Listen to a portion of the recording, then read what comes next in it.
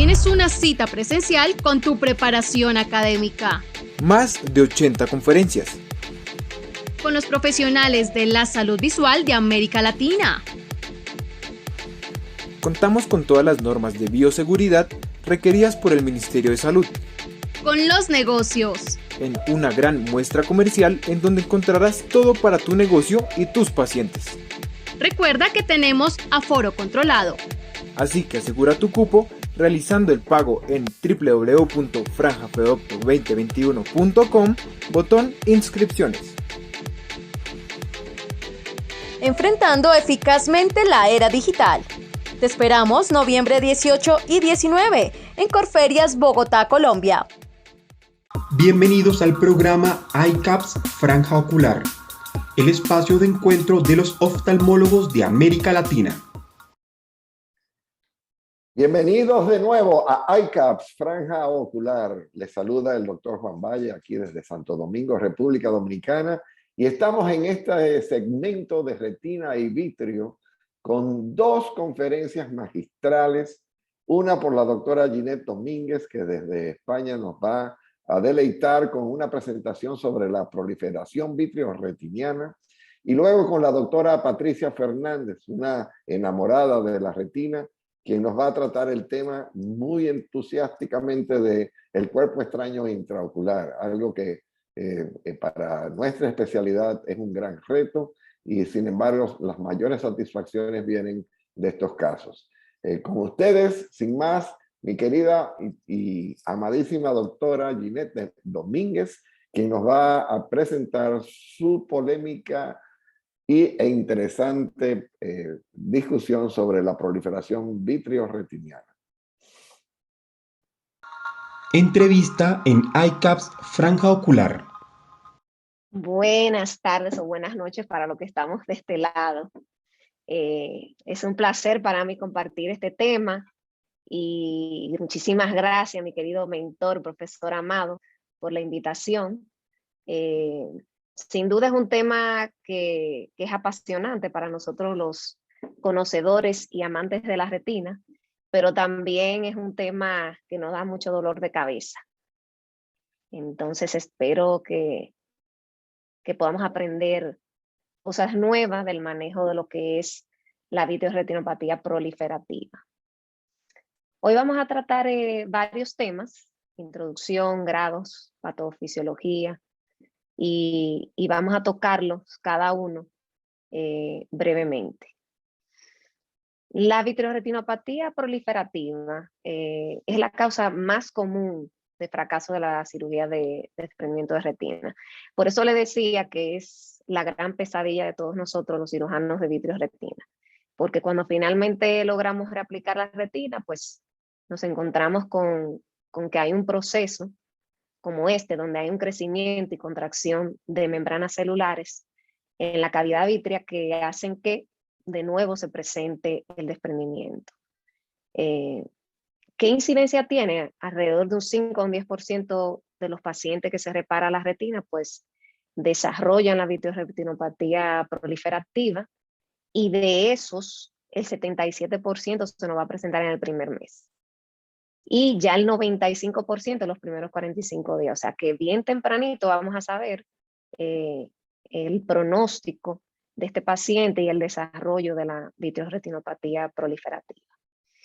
Los factores de riesgo que se asocian principalmente al desarrollo de esta entidad es la dispersión del vítreo, o sea, dispersión de células del epitelio pigmentario en el vítreo, y la ruptura de la barrera hematoocular. Específicamente, prequirúrgicamente, ¿qué factores van a hacer que se presente con mayor probabilidad la vitreoretinopatía proliferativa? Bueno, de estos, los grandes hallazgos que tenemos que tomar en cuenta es un paciente que tenga una inflamación prolongada. La inflamación se ha visto que es el factor número 1 para desarrollar lo que es la vitreoretinopatía, o PVR con sus siglas en inglés. La hemorragia vítrea también. Un paciente ya con una cirugía ocular previa, porque ya sabemos que es un paciente que ha tenido un proceso de inflamación en el ojo y por lo tanto lo predispone a una cicatrización de este tipo. Y también si el desprendimiento de retina es muy extenso, nos va a predisponer con mayor facilidad a lo que es el PVR. Intraquirúrgicamente, tomar en cuenta, muy importante, a veces queremos ser un poquito agresivos con el tratamiento, con sellar los agujeros, con sellar las patologías, pero tenemos que tomar en cuenta que si hacemos una crioterapia muy agresiva o un endoláser muy excesivo, pues estamos predisponiendo al paciente a desarrollar este tipo de entidad. Procurar minimizar los sangrados durante el procedimiento quirúrgico, y obviamente un desprendimiento coroideo intraoperatorio nos habla de un cambio de presión muy brusca dentro del ojo y eso nunca es bueno. Entonces, tomar ese tipo de cosas en cuenta a la hora del manejo intraquirúrgico. Postquirúrgico, volvemos otra vez a la premisa de la inflamación. Entonces debemos tratar de que ese paciente esté bien manejado desde el punto de vista inflamatorio para evitar que se nos desarrolle con mayor facilidad la VRP. Cuando hablamos del uso de aire y de gas, no es que estamos hablando de que el uso de estos taponadores en sí nos vayan a hacer desarrollar la VRP. Lo que se ha visto es que el silicón, por ser un ente que engloba y llena el globo, pues disminuye la cantidad de dispersión de células inflamatorias y por lo tanto me evita con mayor facilidad el desarrollo de la VRP y no así el aire y el gas, para que no nos confundamos de que no es que usando aire o gas pues vamos a provocarlo. Tomar en cuenta el desprendimiento coroideo postoperatorio muchas veces se presenta cuando hay una inflamación muy agresiva o cuando los taponadores en sí no nos están haciendo el efecto que queremos. Y obviamente la hemorragia vítrea postquirúrgica, pues probablemente una de las que menos nos agrada porque nos predispone con mayor facilidad al desarrollo de la VRP. Cuando hablamos de grados, los grados se utilizan mucho para nosotros planear nuestra cirugía, para nosotros saber qué probabilidades tiene ese paciente de desarrollar una VRP postquirúrgica, porque ya cuando vamos adelantándonos, el paciente ya tiene membranas formadas cuando ya el desprendimiento es crónico. Ha pasado por varias revisiones, con la que nos hemos quedado y ha sido la última revisión, es del 1991. Como las cosas no han cambiado en todo este tiempo, pues seguimos utilizándolo. Cuando hablamos de grado A, es simplemente que vemos turbidez del vitrio y algunos pigmentos. Cuando hablamos de grado B, ya vemos cierta rigidez intrarretiniana, vemos la tortuosidad vascular, vemos que los bordes del desgarro se nos van enrollando. Y ya cuando estamos en el grado C, que es el que menos nos gusta, porque ya sabemos que vamos con cierta desventaja a reparar el desprendimiento, tenemos que dividirlo en 5. Anteriormente los primeros 3 eran ya llamada la C posterior. Y los 4 y el 5 le llamaban la C anterior. Pero bueno, ya nos hemos quedado con 1, 2, 3, 4 y 5 para simplificar. Entonces cuando tenemos el tipo 1 sabemos que ya tenemos la formación de un star fold focalizado. La tipo 2 es cuando ya tenemos una confluencia, o sea, cuando vemos que la contracción es mucho más extensa. Cuando tenemos ya el tipo 3, ya tenemos las bandas subretinianas, tanto anterior y posterior. Cuando hablamos del tipo 4, es que ya hay una contracción circunferencial posterior a la base del vitrio, y cuando esta contracción se desplaza anteriormente, pues ya tenemos el tipo 5, que es cuando ya tenemos casi prácticamente un embudo cerrado.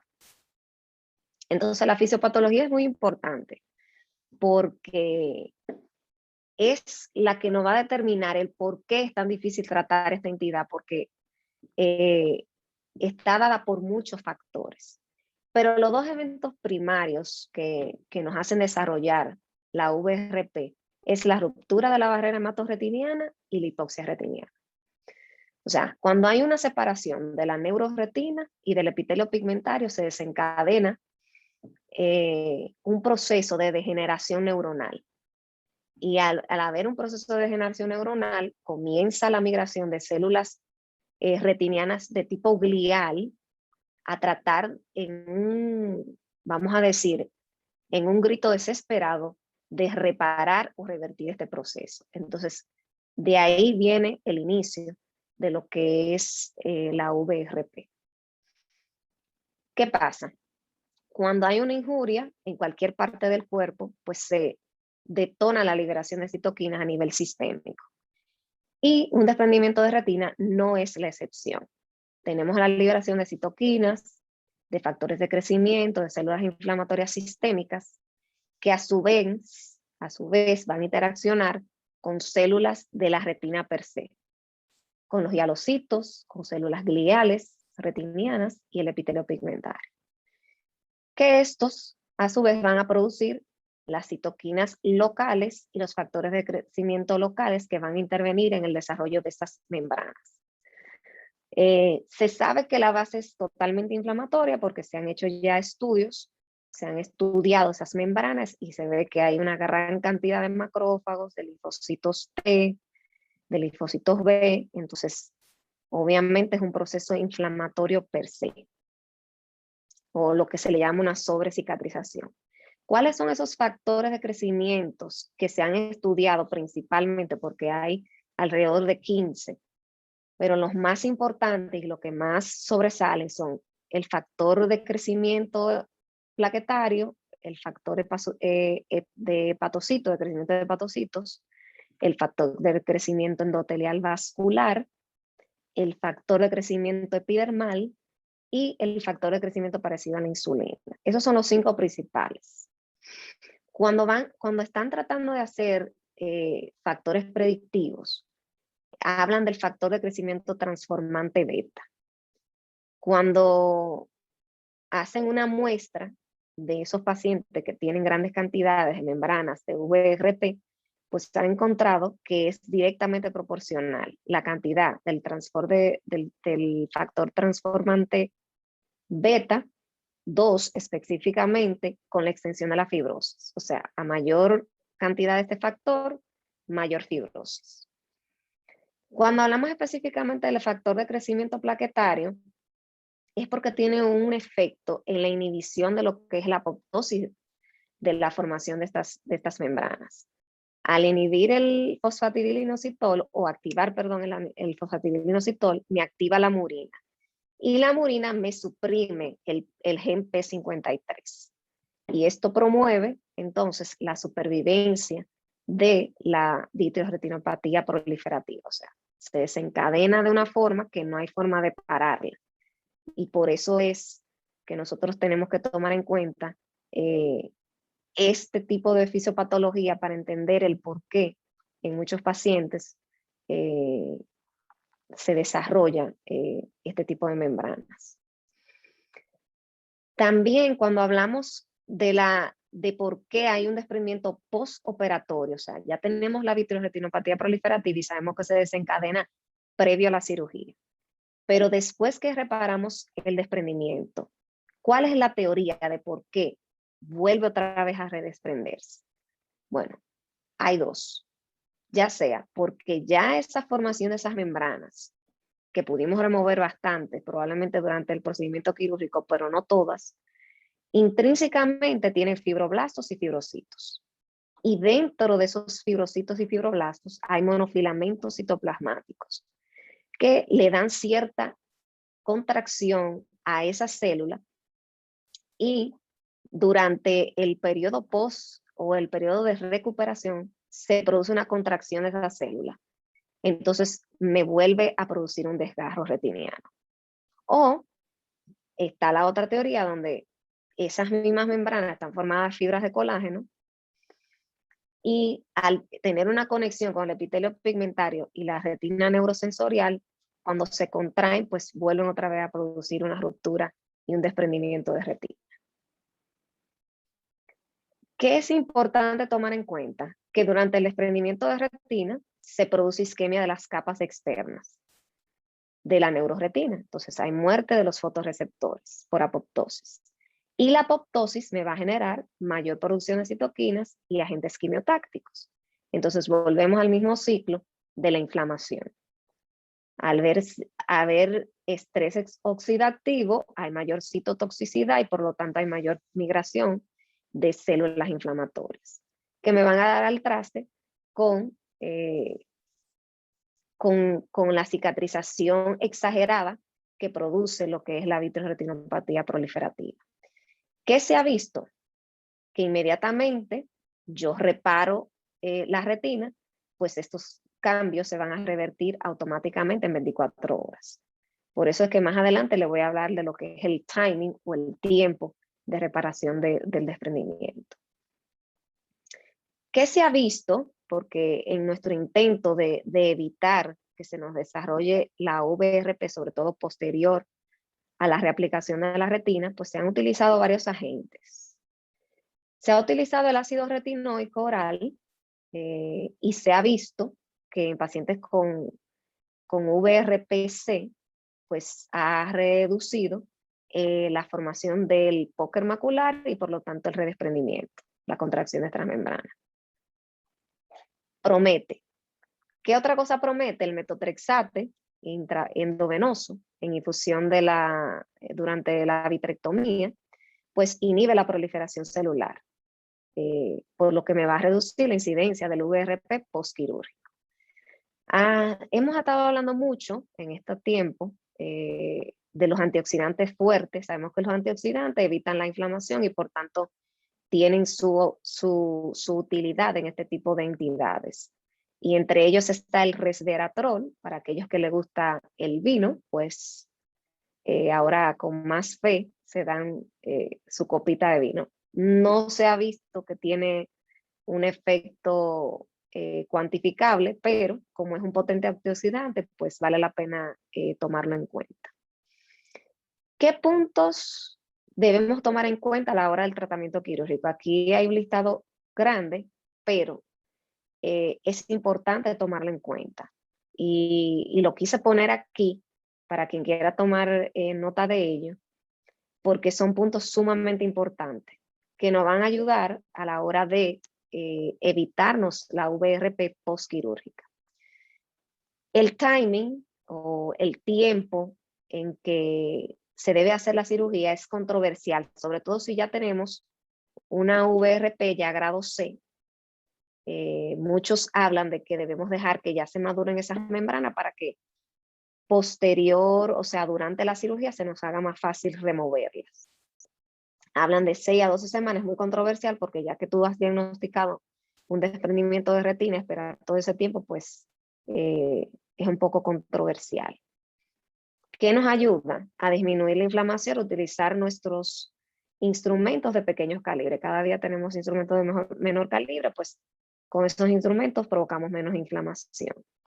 La cirugía combinada del bucle con la vitrectomía se ha visto que tiene mucho mayor éxito, ya que un bucle solo, pues solamente nos ofrece un 34 o un 47% de éxito. Importante remover el vitrio, un buen rasurado, el pelado de membranas e inclusive de la membrana limitante interna, no solamente a nivel macular, sino también a nivel periférico o en las áreas donde encontramos esas membranas. Es importante tomarlo en cuenta y removerlo. Remover las bandas subretinianas, porque al tener esas bandas debajo de la retina, pues no nos permite reaplicarla. Si ya tenemos una VRP 5, C5, pues entonces hay que remover todas esas membranas que están cerca del cuerpo ciliar para evitar la hipotonía. Se recomienda retirar el cristalino para un buen rasurado, sobre todo en la VRPC. El uso de líquidos pesados es muy importante para estabilizar la retina en estos casos. Y hay que considerar las retinotomías relajantes y las retinectomías cuando la retina no se nos quiere relajar, simplemente con la remoción de las membranas. Cuando hagamos ya entonces el intercambio líquido-aire, nos va a indicar si efectivamente hemos liberado toda esa tracción y podemos seguir ya a sellar los agujeros y finalmente elegir el taponador que más nos convenga, gas o silicón, dependiendo de cómo se maneje la retina intraquirúrgicamente. Vamos a ver algunos ejemplos. Aquí tenemos una VRP C1 porque tenemos un Starfall a nivel macular. Aquí el cirujano está tratando de remover esa membrana. Casi siempre cuando tenemos un Starfall tenemos una membrana que nos lo está provocando. Casi siempre es bueno tener el líquido pesado a mano para darnos cuenta si efectivamente hemos relajado la retina lo suficiente y poder irnos ya a lo que es al rasurado de la base del vitrio con la indentación para que podamos reaplicarla con mayor efectividad a la retina. Aquí tenemos un C2 porque hay tenemos una confluencia de membranas a nivel del polo posterior. Estamos viendo que el cirujano está tratando de teñir para delimitar bien las membranas y ven cómo toma la pinza, sobre todo a nivel del nervio óptico, que es donde podemos hacer un poquito más de tracción, sin tener miedo de provocar agujeros iatrogénicos mientras estamos tratando de remover todas esas membranas maduras.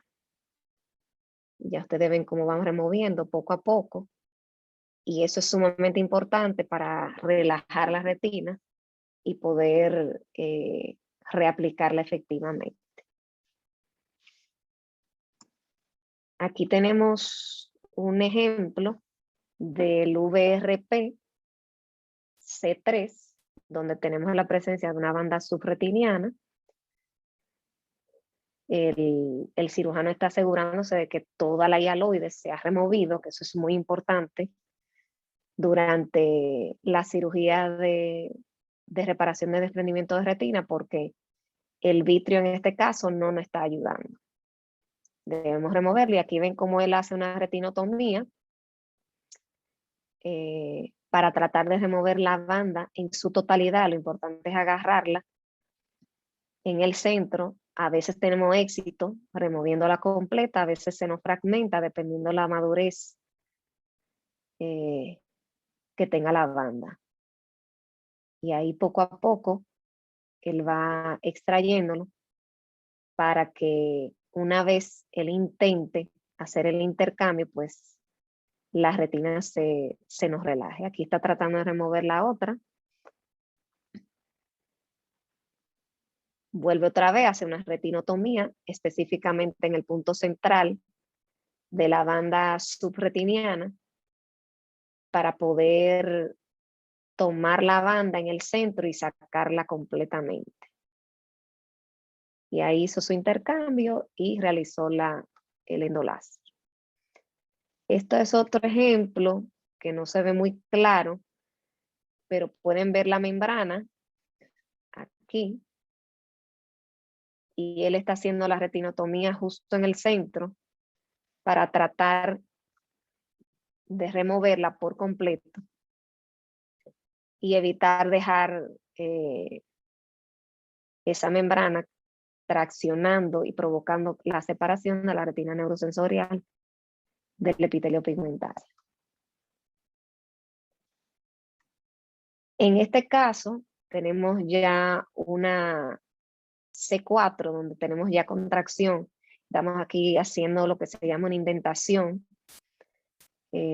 para hacer un buen rasurado de la base del vitrio y evitar que haya esa contracción posterior ahí a la base del vitrio.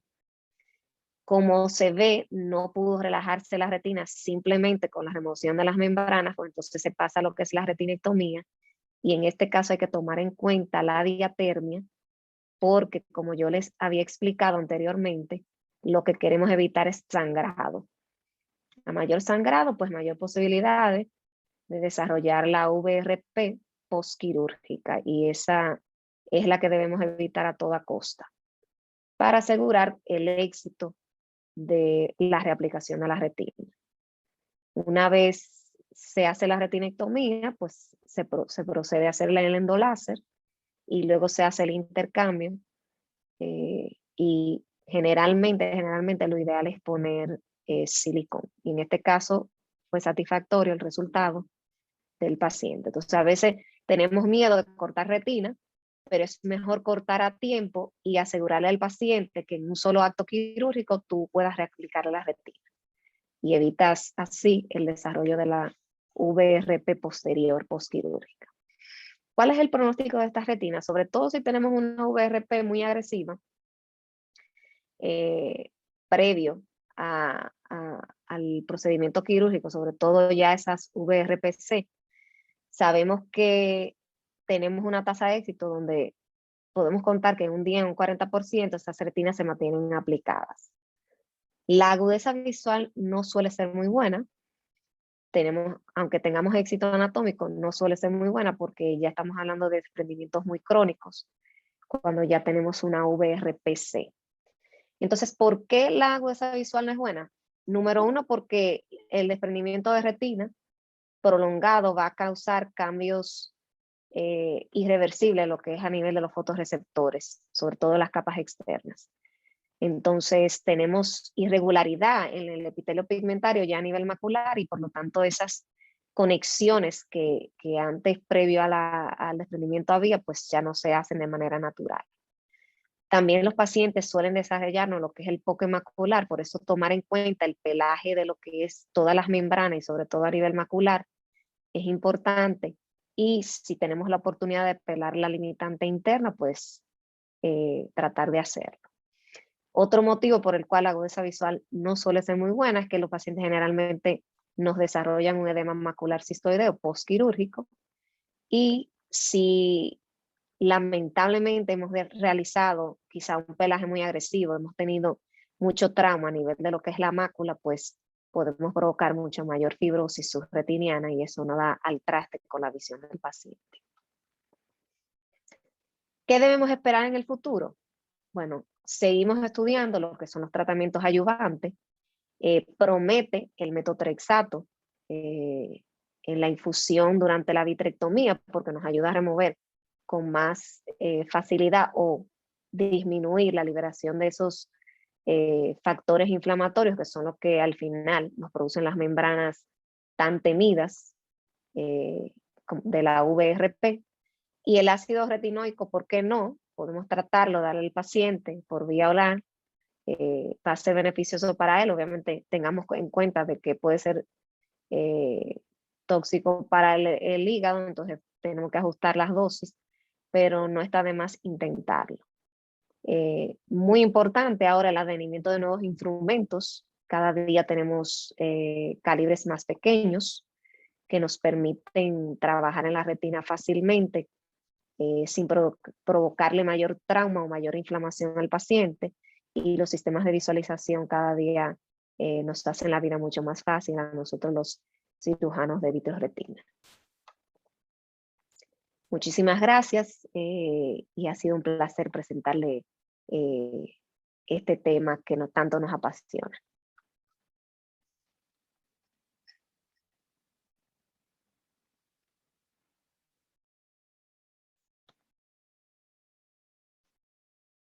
No se le escucha, mi doc.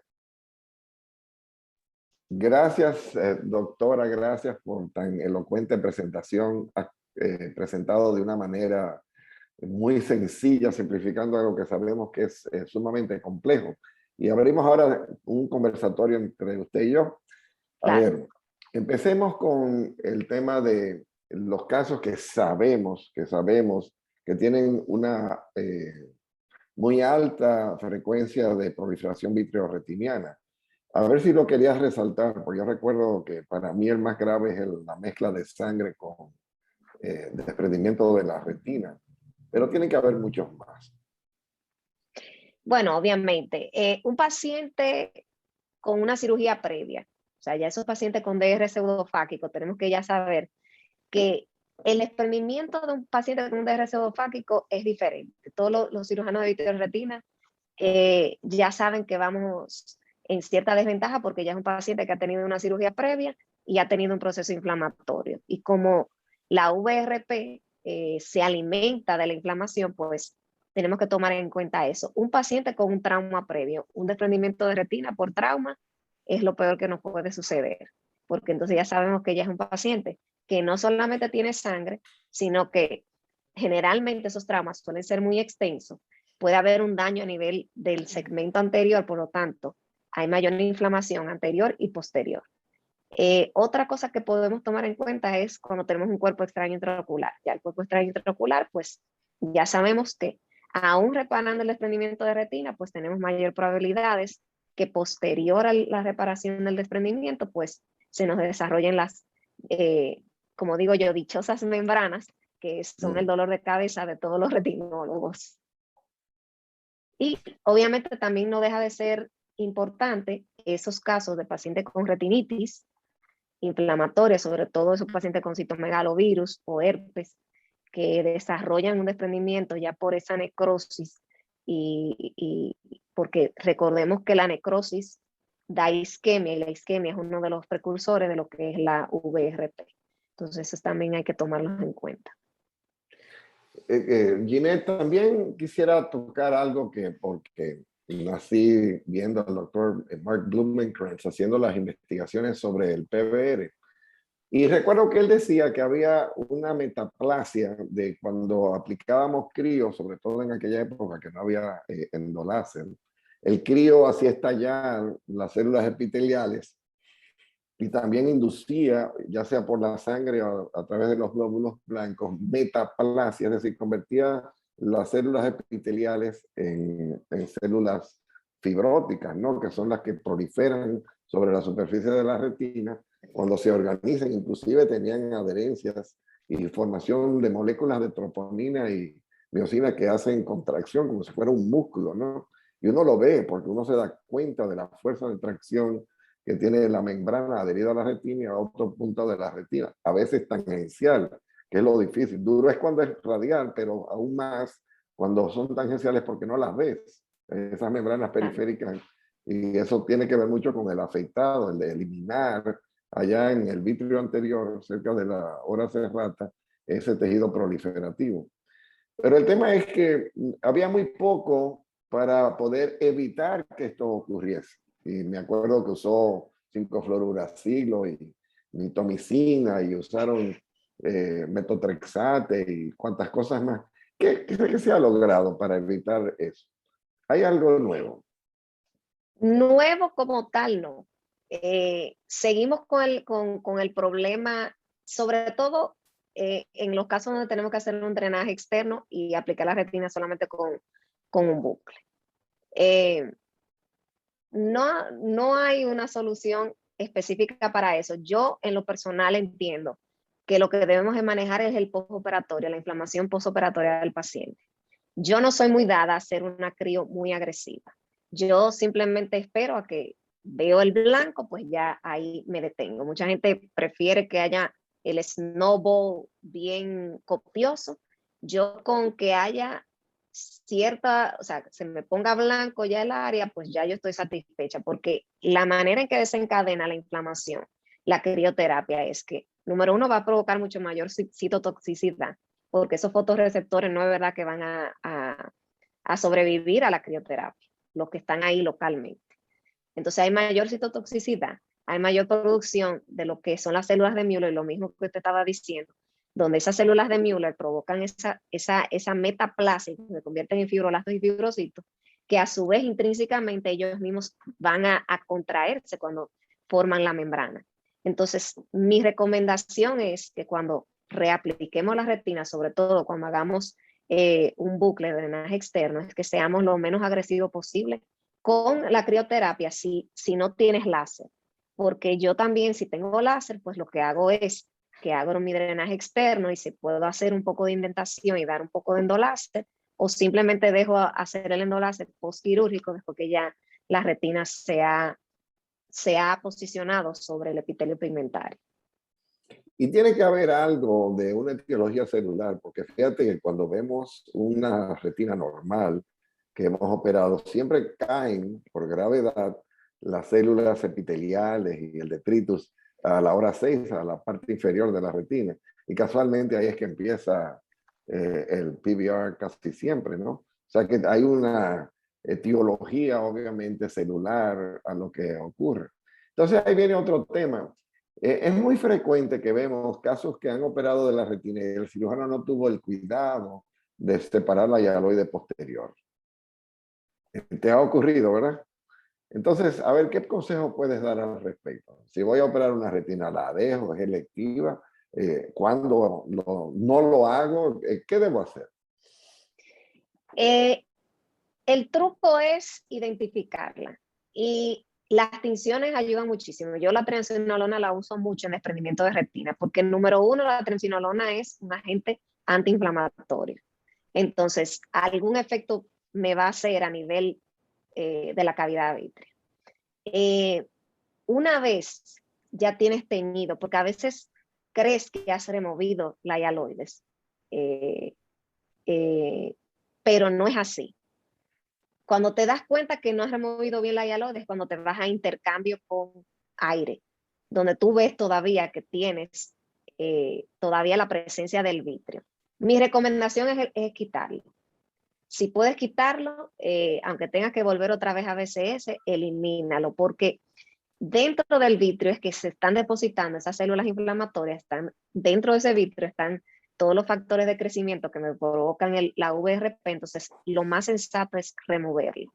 Teñir con triamcinolona, si la primera vez que teñiste, pues pudiste visualizarlo no muy bien, pues haces una segunda tinción. Y si no estás seguro todavía, puedes teñir con Brilliant Blue. Cuando son desprendimientos sencillos, que simplemente hay un desgarro, pues yo simplemente pongo triamcinolona, puedo visualizar perfectamente la hialoides, la remuevo y no pasa más nada, ya no tengo que teñir más nada. Pero en un paciente con VRPC, yo trato de hacer una doble tinción. Teñir el vítreo y luego hacer una tinción con azul para visualizar mejor las membranas. Entonces, el tema siguiente sería el bucle. ¿Siempre? ¿A veces? ¿Cuándo? ¿Y qué recomiendo? ¿Un bucle ancho, de poca elevación, que es lo que me enseñaron a mí? ¿O prefieres siempre usar la misma banda 240 y en los lugares sospechosos poner una banda 276 de reforzamiento? ¿Cuál es tu elección? Mi elección es, por ejemplo, pseudofáquico siempre le pongo. Un paciente pseudofáquico siempre le pongo una banda. Y VRPC, yo me voy por ponerle una banda, aunque sea, como usted dice, una banda que me haga una nueva base del vítreo. Una 240 le pongo, no necesariamente pongo segmento, porque si ya voy a hacer una vitrectomía, pues generalmente no uso segmento. Me voy con la 240 o me voy con una 41, dependiendo la extensión del desprendimiento y la cantidad de desgarro que tenga. Si tengo múltiple desgarro, la banda va sí o sí. Ahora, tengo un paciente con un agujero único, un VRPB, y no tengo star folds, pues yo me voy simplemente con la vitrectomía. Y si el paciente es fáquico, pues vitrectomía y buena remoción del vítreo, una buena indentación para saber que hice un buen rasurado, porque cuando tenemos un cristalino, pues se nos hace un poquito más retador. Pero sí o sí, para mí, banda, pseudofáquico y múltiples desgarros. Entonces, luego de que tenemos esto de relajar la tracción tangencial y anteroposterior, obviamente requiere de pelado de membranas y disección. Ocurre el tema de que, bueno, ¿uso o no uso el aceite de silicona? ¿Es mejor el gas? ¿Es lo mejor cuando uno, cuando el otro? Buena pregunta. Los estudios hablan de que el gas y el silicón son similares, pero en la práctica no suele ser así. Mi experiencia personal, ahora bien, a menos que uno esté muy seguro de que has removido completamente la hialoides y que has removido perfectamente tu membrana, tú te puedes ir con un gas de acción prolongada, como el C3F8. Si no, silicón. Yo en VRP ya C3, C4 y C5 es silicón para mí. Ya en un C1 me lo planteo, poner gas de acción prolongada y sobre todo si he puesto un bucle. pero aunque los estudios hablen de que hay un resultado similar en el gas y en el silicón, yo pienso que hay que individualizar esos casos. Porque si te pones a ponerle silicón a un paciente con una VRP ya C3, C4, muchas veces si le pusiste gas, pues vuelve y se te desprende. Y el desprendimiento post-gas y post-cirugía de retina, pues es mucho peor, porque entonces ya la retina se volvió acartonada y las posibilidades de que ese paciente recupere visión, pues son ínfimas. Entonces ahí viene un tema que siempre es el gran reto, sobre todo en aquellos que tienen doble perforación por un perdigón o por una herida punzante que atraviesa el polo posterior. Muchas veces es eminente y obviamente si no hacemos retinotomía o retinectomía no se pega, no se puede lograr planchar la retina en estos casos. Y a ver, ¿cuál es tu recomendación? ¿Cómo decides ahí en la trinchera del honor cuando dices, bueno, ya no me queda de otra, tengo que hacer una retinectomía?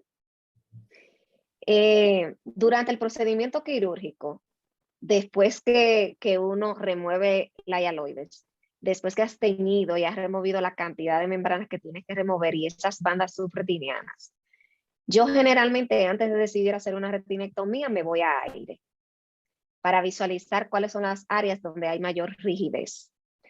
Muchas veces se sorprende uno que uno piensa, bueno, voy a tener que cortar obligatoriamente, y cuando te vas a aire, ves que la retina se posiciona perfectamente. Ese es uno de los parámetros que yo utilizo para decir, bueno, corto o no corto. Si me voy a aire y hay todavía tracción y veo áreas de retinas acartonadas, pues ya ni me lo pregunto mucho. Voy directamente a la retinectomía. Y la retinectomía hay que tener mucho cuidado. La diatermia debe ser con mucha cautela, sobre todo cuando vas a trabajar a nivel de vasos sanguíneos, porque recordemos que no podemos provocarle sangrado a ese paciente. Si provocamos sangrado, pues tenemos mayor probabilidades de que posterior a la cirugía, pues me desarrolle membranas inclusive subretinianas. Cuando yo voy a hacer la retinectomía, ya en aire me fijo cuáles son las áreas que están mucho más rígidas y generalmente me voy 10 centímetros, o sea, 10 milímetros más, perdón, de lo que era el reborde. Si, por ejemplo, tengo un cuadrante que está totalmente rígido, pues lo amplío 10 milímetros más para este lado y 10 milímetros más para este lado. Yo prefiero pecar de exceso que de defecto, porque muchas veces uno, por miedo a cortar, no voy a cortar mucho porque entonces estoy causando mucho mayor daño. Si no cortas lo suficiente, como vimos en el ejemplo que le puse del VRPC4, pues ellos fueron bastante generosos, fuimos bastante generosos cortando la retina y ese paciente, el resultado fue espectacular. Mientras más relajada deja la retina postquirúrgica, pues mayor probabilidad tienes de que aunque te desarrolle una membrana, pues esa membrana no te va a provocar ningún tipo de tracción ni redesprendimiento.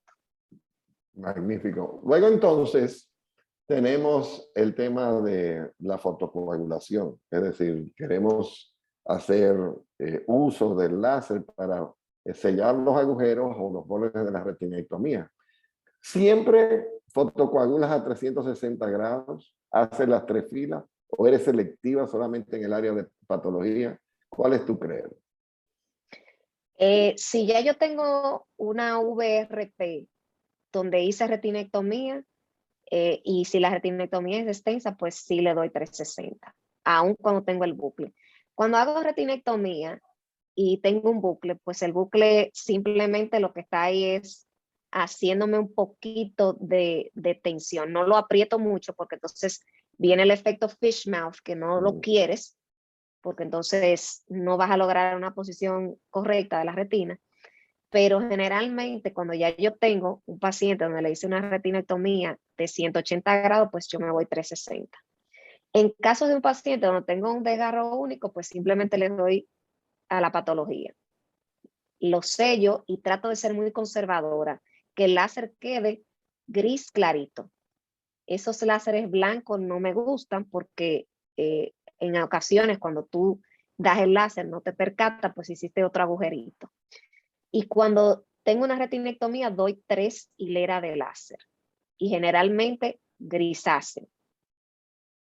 Y trato de ver cómo se me posiciona la retina y muchas veces inclusive utilizo el Tano para reacomodar la retina, porque muchas veces cuando hacemos retinectomía hay una, como decimos, un shift, se nos dobla, hay una mal posición de la mácula, entonces yo me aseguro de que quede lo más centrada posible. Entonces a veces utilizo lo que es el Tano para asegurarme de que esa retina quede posicionada de manera central. Y obviamente pongo el silicón en esos casos. Pues doctora Domínguez, no quiero cansarla más, yo sé la hora que es en España, agradecidísimo, ya sabes que te voy a invitar de nuevo, por lo Claro que lindo sí. que hablas y presentas, y me despido con mucho cariño, que Dios te bendiga y gracias. Amén. Muchísimas gracias por la invitación. Que pasen buenas noches.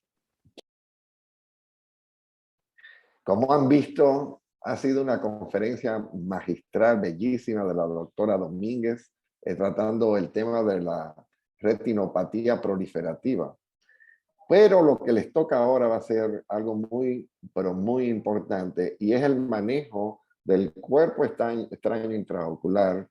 Y nuestra querida doctora Patricia Fernández nos va a tratar este tema tratando de abarcar la variedad de partículas, las patologías y las eventualidades y complicaciones, además de las técnicas para retirar aquello. La doctora Fernández, residente enamorada de lo que es la cirugía de retina, y sin más, hablo del foro para que sea ella quien nos ilustre con sus conocimientos. Foro de residentes en ICAPS Franja Ocular. Bueno, doctor Valle, gracias por su presentación. Para dar inicio, como dijo el doctor Valle, vamos a dar unas cápsulas de cuerpo extraño intraocular, su manejo y cómo se debe abordar un paciente que nos llegue a consulta o a nuestro centro pues, con un cuerpo extraño intraocular. Vamos a abordar la anamnesis de estos pacientes, las consideraciones que se deben tener al momento de evaluación, el tipo de daño que haga, ya sea mecánico o sea por inflamación, si hay algún tipo de metalosis asociada, cómo se debe investigar y qué estudios de gabinete debemos realizar, así como también el manejo quirúrgico para cada localización del cuerpo extraño intraocular. Primero que nada, la anamnesis, recordar que tenemos un paciente que ha sido sometido a algún tipo de trauma y que por ende lo más importante siempre va a ser la estabilidad y los signos vitales de nuestro paciente, así como su estado mental.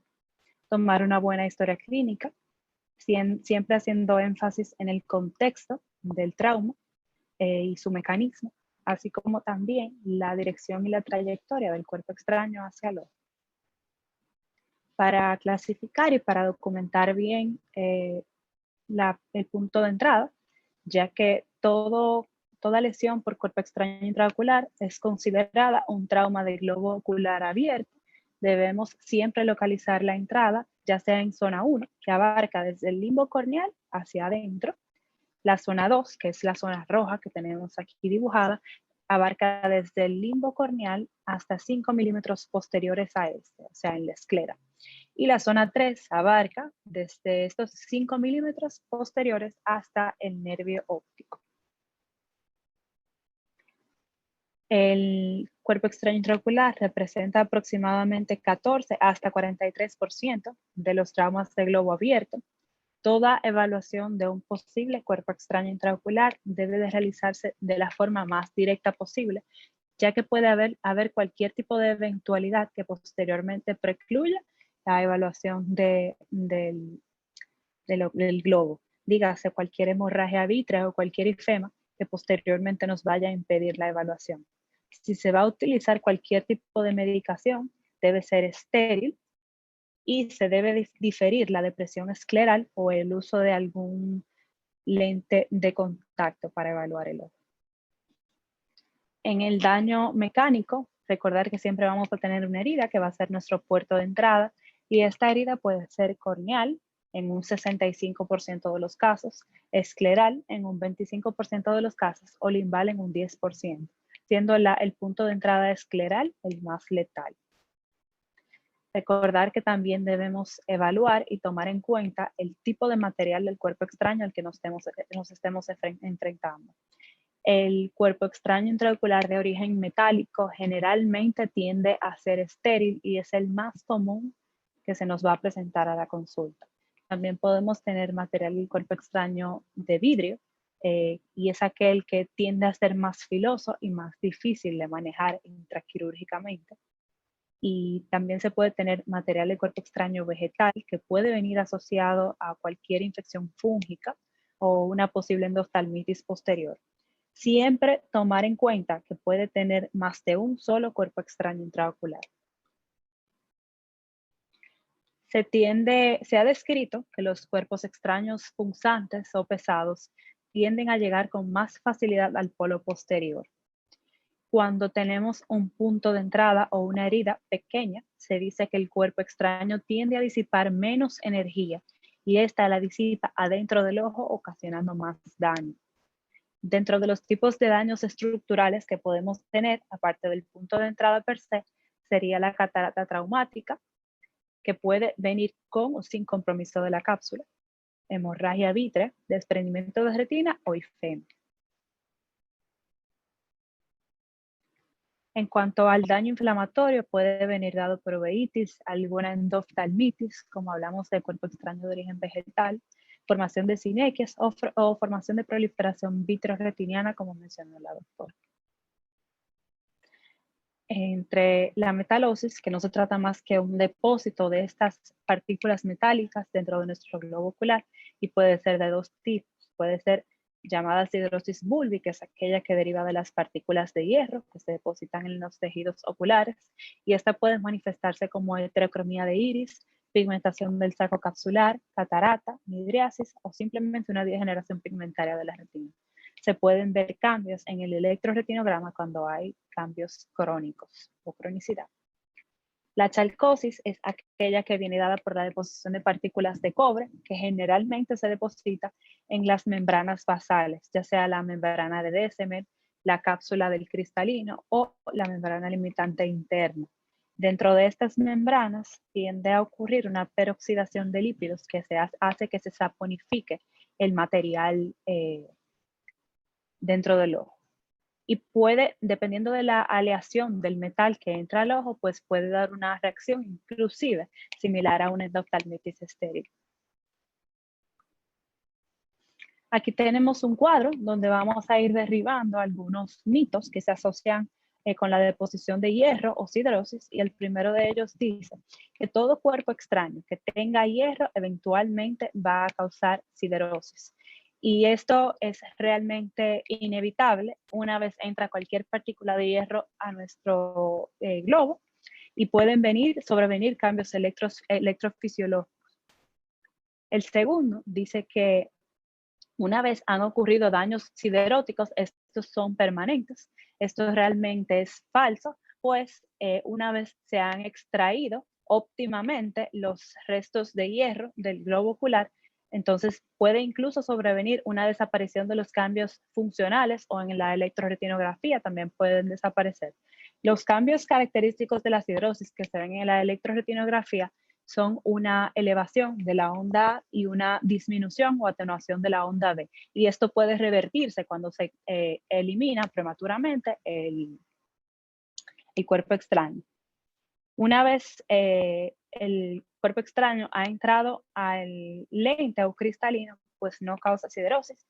Este mito es falso porque sí pueden salir partículas a través de la cápsula, especialmente si el cuerpo extraño se aloja en la parte periférica del cristalino, donde es más frecuente que salga.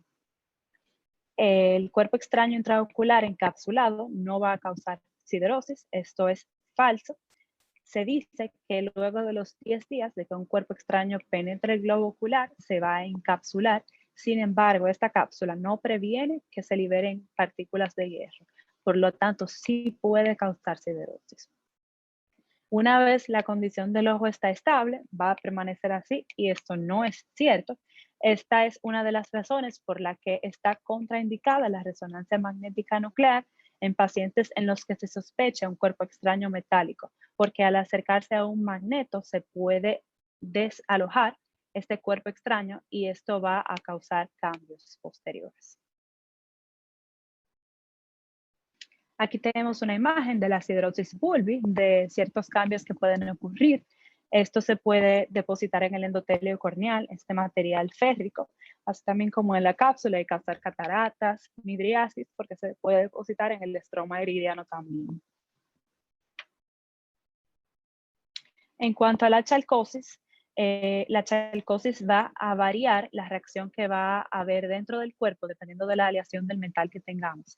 Se dice que en una aleación de menos del 70% de cobre, pues va a ser prácticamente inerte y no se va a ver ningún tipo de reacción en el ojo. A un tipo de aleación que vaya desde 85% o menos, hasta de 85 a 70 de pureza del cobre, pues esto puede dar un cuadro simplemente de chalcosis que viene dado por una decoloración verdosa del iris o deposición en la membrana de Descemet, como vemos en la imagen de la izquierda. En la imagen de la extrema derecha vemos lo que se llama una catarata en girasol por deposición de las partículas de cobre en la cápsula y toma una coloración verdosa. Ya cuando la aleación del cobre sobrepasa el 85%, pues se sobreviene lo que se conoce como una endoftalmitis estéril, y esto es por la alta concentración de cobre en la cavidad vítrea. En la imagen del centro tenemos un paciente que debutó con un absceso subretiniano en las imágenes A y B, y luego de que el paciente fue tratado, irónicamente, este absceso comenzó a supurar a cavidad vítrea, como se observan en las imágenes C y D. O sea que es un cuadro bastante grave.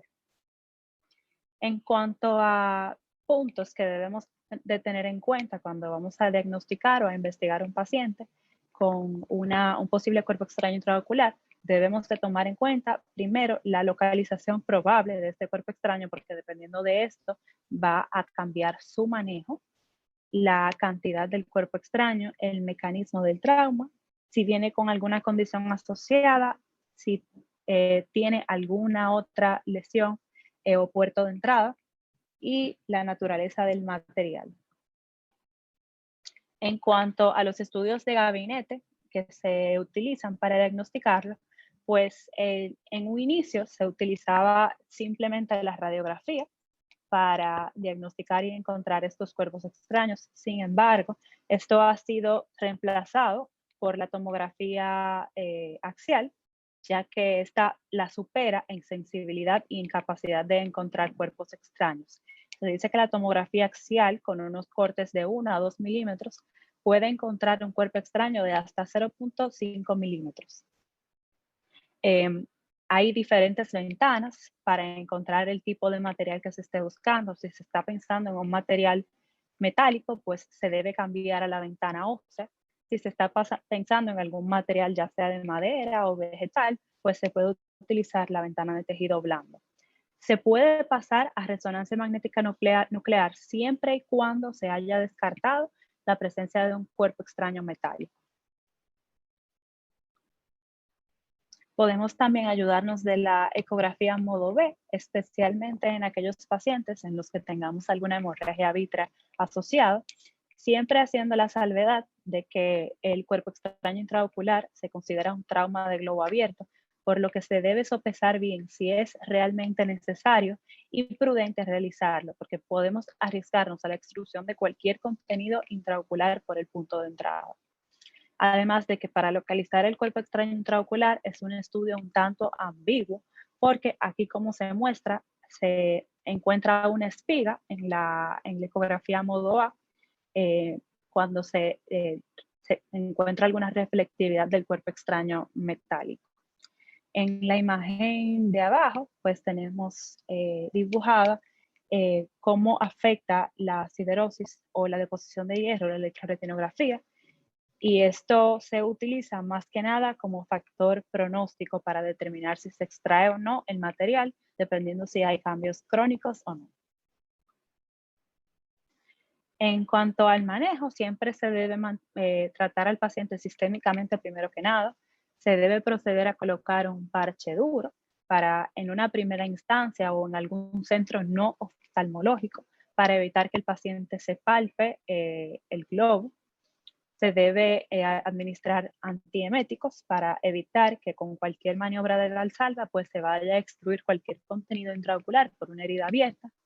Tomar en cuenta la inmunización contra la tetanospasmina si se está pensando en un cuerpo extraño metálico y explicar siempre al paciente el pronóstico. Ya pasando al manejo quirúrgico, va a variar dependiendo de la localización. En un cuerpo extraño localizado en cámara anterior, lo primero que se debe realizar es una incisión limbal que puede estar sobre el objeto a 90 grados o a 180 grados. Se debe colocar viscoelástico, recordar que es siempre nuestro mejor amigo. Y se puede retirar el cuerpo extraño con magnetos, si es un cuerpo extraño metálico, o con pinzas. Aquí tenemos el video de uno de nuestros egresados, el doctor Hernán Béjar, retirando el cuerpo extraño del ángulo camerular. Coloca un gonioscopio para mejor visualización.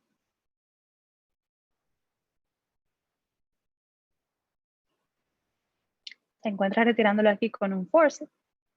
Se ve que estaba bien incrustado en las estructuras del ángulo. Se observa de gran tamaño el cuerpo extraño.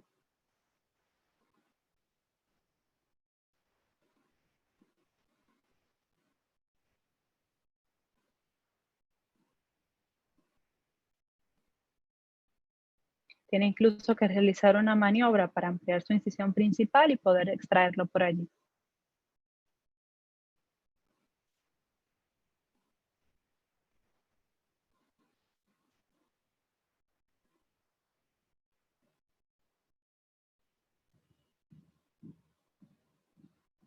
Una vez lo extrae,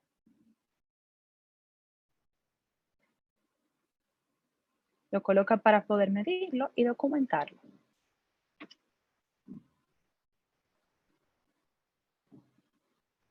Cuando el cuerpo extraño se encuentra en una localización intralenticular, lo primero que debemos valorar es la integridad del cristalino y de la cápsula.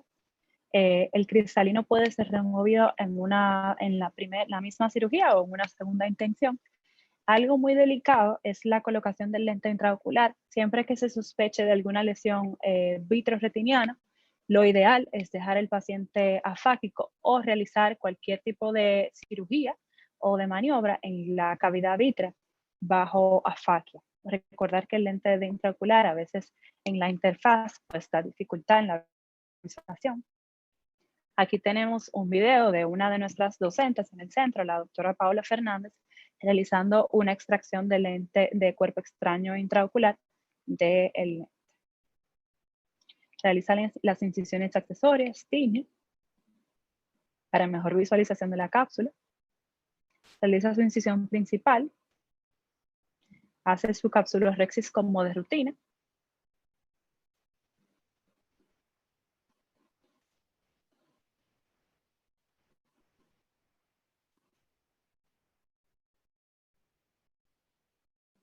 Hace su hidrodisección. Rota el cristalino.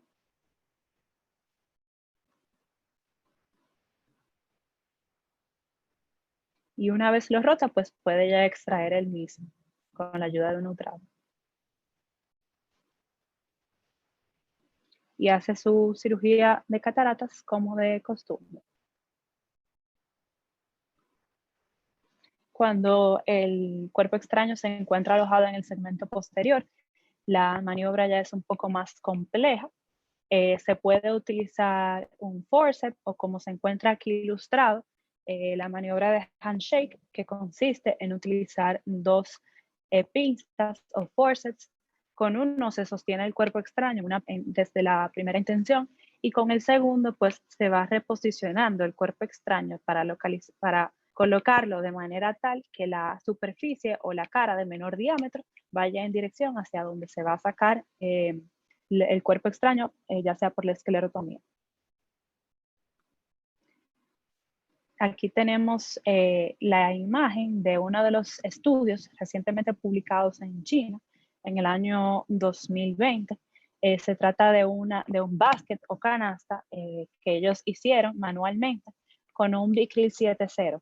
Esta maniobra o esta técnica está descrita más que nada para cuerpos extraños de tamaño intermedio, dígase de 1 milímetro hasta 3 milímetros, ya que con la pinza de forceps se utiliza más que nada en centros en donde no hay acceso al básquet o para cuerpos extraños más grandes.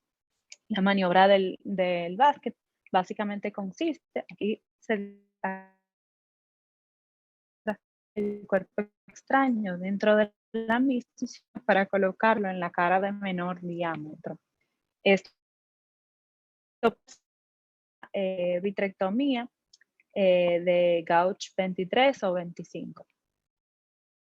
También puede realizarse con un tip o una punta de magneto o de imán, como se muestra aquí. La imagen la tenemos para extraer un cuerpo extraño de cámara anterior, pero la idea es extrapolarla para una cirugía vitreoretiniana. Recordar que hay que tener un buen manejo del imán, porque de lo contrario se puede desprender el cuerpo extraño y recolocarse o reposicionarse en cualquier área que pueda lesionar la retina y causar un agujero iatrogénico.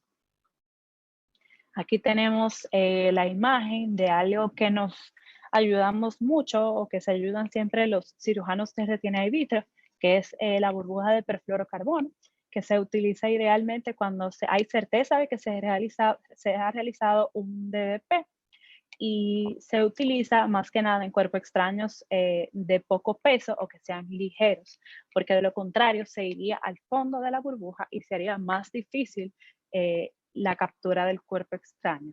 También se ha descrito o siempre nos dicen que el cuerpo extraño puede incluso rodar hacia los bordes de la burbuja y ahí también dificulta la captura del cuerpo extraño.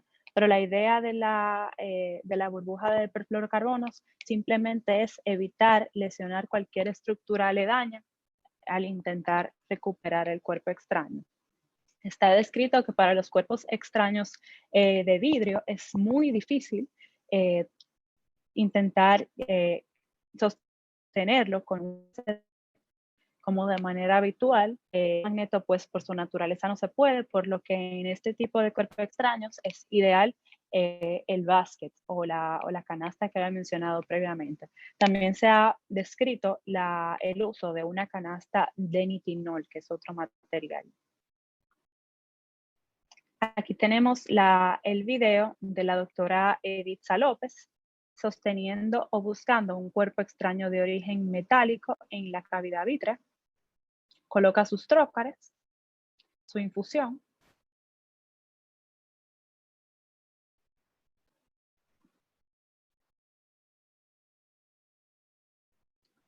Localiza su cuerpo extraño, hace su esclerotomía. Lo ideal es siempre extraerla por el mismo puerto de entrada. Se extrae. Se observa la burbuja de perfluorocarbono que estaba colocada debajo para estabilizar la retina. Con dificultad se extrae el cuerpo extraño, como se muestra.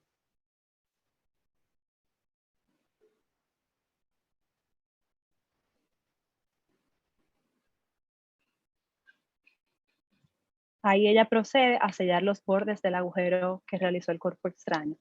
Luego de una cirugía, de una extracción de un cuerpo extraño en cavidad vitrea, se debe revisar bien la retina, especialmente esa retina periférica, con ayuda de indentación o de lo que fuere necesario. Aquí tenemos la escala o el Ocular Trauma Score, que no es más que una escala o una calificación que se le da al trauma al momento de presentación a la consulta.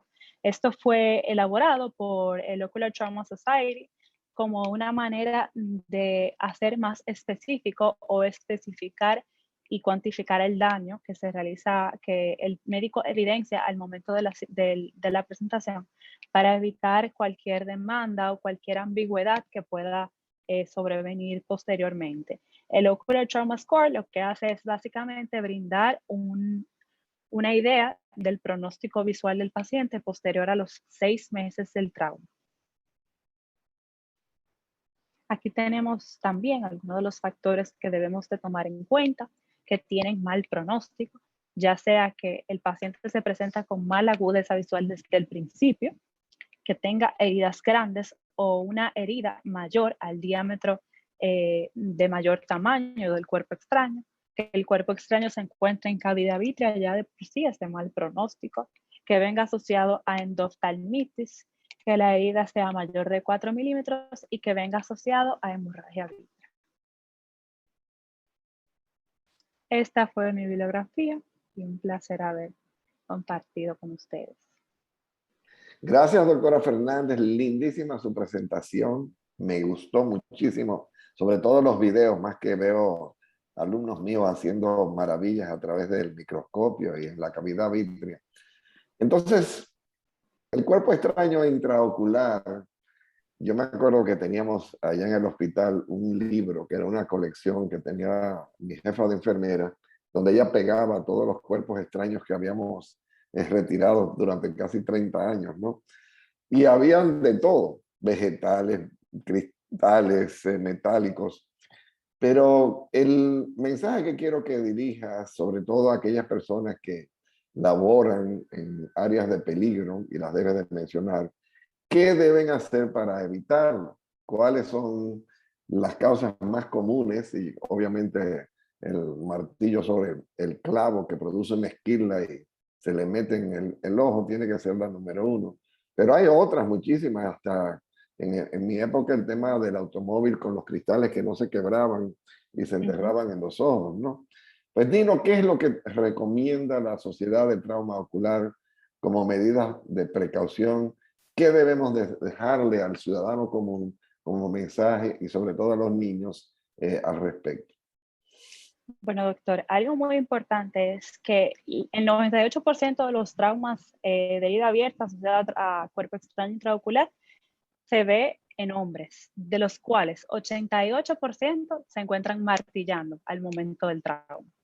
Por ende, el mensaje que debemos tener en cuenta y llevarnos a casa es que se debe utilizar las herramientas adecuadas al momento de trabajar, dígase sus gafas de protección, o siempre tener muy presente con qué tipo de materiales estábamos trabajando, qué estábamos haciendo en el momento del trauma.